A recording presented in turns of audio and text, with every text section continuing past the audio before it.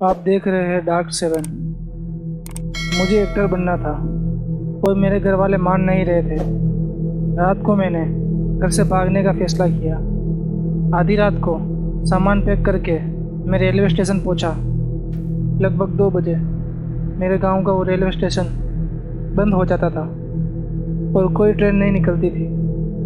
सुबह 4 बजे ट्रेन थी, इसलिए मैं वही बेंच पर सो गया। लेकिन तकरीबन 5 मिनट बाद एक ट्रेन आई और प्लेटफॉर्म नंबर 2 पर आकर रुकी। मैंने सोचा इस वक्त तो कोई ट्रेन नहीं आती, फिर ये क्या माजरा है। खैर, ये सब सोचने का वक्त नहीं था। मैं झटपट बैग लेकर ट्रेन में चढ़ गया। शायद कोई ट्रेन का रूट चेंज कर वहाँ से गुजर रही होगी। मैं सीट पर बैठ गया। डिब्बे में लगभग 15 लोग थे। सब चुपचाप मुझे ही घूर रहे थे। मैंने उन लोगों से कहा, माफ़ कीजिएगा, मैंने टिकट नहीं ली क्योंकि काउंटर बंद हो गया था।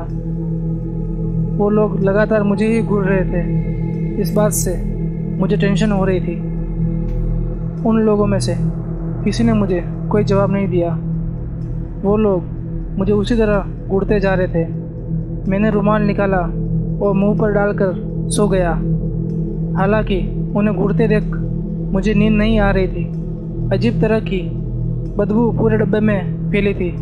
मैं उठा और ट्रेन के बाथरूम का खुला दरवाज़ा बंद करके आ गया।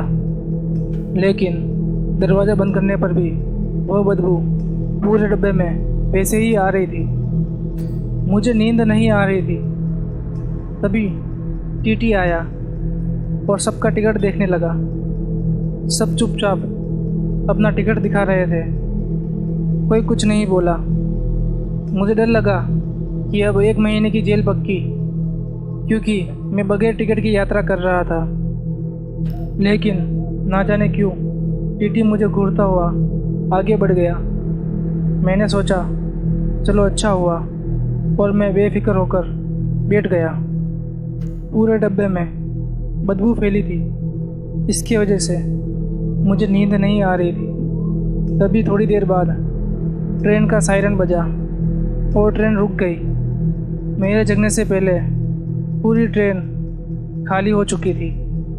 मैं जल्दी उठा और बैग लेकर नीचे उतरा। वहाँ पर कोई नहीं था।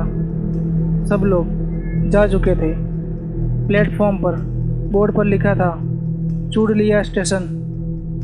मुझे मन ही मन हंसी आ गई और सोचा ये कैसा नाम है, पहली बार सुना है। मैं आगे बढ़ा और देखा कि रेलवे के प्लेटफॉर्म के पास कुछ रूम बने हैं। मैं वहाँ रूम में जाकर वही आराम करने लगा। तभी ट्रेन का सायरन बजा। मैंने सोचा कि ये लास्ट ट्रेन है, इसके बाद पता नहीं कब मिलेगी। मैं ट्रेन के पीछे दौड़ा, लेकिन पल भर में ही ट्रेन धुएं की तरह ओझल हो गई थी आंखों से। मैं पूरी तरह निराश हो चुका था और वापस अपने रूम पर आने लगा। तभी रूम के बाहर बैठे हुए बूढ़े ने मुझसे कहा, शेयर करना पड़ेगा, 2 लोग और हैं साथ में। बूढ़ा 5 मिनट तक मुझे वैसे ही खतरनाक तरीके से घूरता रहा और मैंने मंजूर कर लिया। मैं कमरे में आके बैठ गया। कमरे में कोई नहीं था। मैंने सोचा वो 2 लोग बाहर हो गए तो मैं इत्मीनान से पलंग पर बैठ गया। तभी मुझे लगा कि मेरे बेड पर कोई बैठा है, क्योंकि मेरा बेड थोड़ा नीचे दब गया था। ठीक उसी वक्त पास वाला बेड भी बीच में से दब गया था, जैसे ऊपर कोई बैठा हो। रात के 3 बज रहे थे और मेरी आंखें नींद से भरी थी।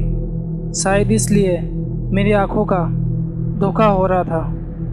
कमरे में फिर से वैसी ही बदबू फैल गई थी जैसी ट्रेन में थी। लेकिन मैं चादर डालकर बिना उन दोनों का इंतज़ार किए सो गया। सुबह के 8 बजे मेरी नींद खुली। मैं उठा और मुंह धोने के लिए बाहर गया, लेकिन उसी वक्त कमरे में जो देखा उसे देखकर मैं अंदर तक हिल गया था। दीवार पर एक फैमिली फ़ोटो पर हार चढ़ा हुआ था, जिन्हें मैंने ट्रेन में ही देखा था। मुझे वो सब कुछ याद आ गया था जो कल रात को मेरे एक्टर बनने के जुनून ने मुझे भुला दिया था। मेरे शहर में एक ट्रेन का हादसा हुआ था कई साल पहले, रात के 2 बजे, जिनमें सारे लोग मारे गए थे। उनमें से कई लोग प्लेटफॉर्म पर बने रेलवे के रूम पर रुके थे, उसके बाद ट्रेन में चढ़े थे। फिर हादसे के कारण सभी लोग मारे गए थे। लोग कहते थे कि अब भी वो ट्रेन रात के 2 बजे प्लेटफॉर्म पर आती है, जिनमें सब मरे लोग सवार होते हैं। मैंने फटाफट से कंधे पर बैग डाला और दौड़कर रूम के बाहर बने काउंटर पर गया। वहाँ पर कोई नहीं था।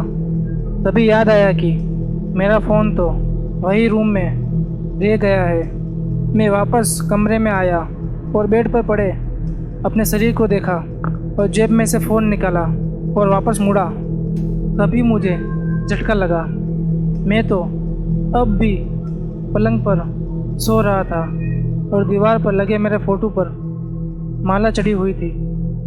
अगर ये कहानी आपको अच्छी लगी हो तो वीडियो को लाइक करें और चैनल को सब्सक्राइब करें।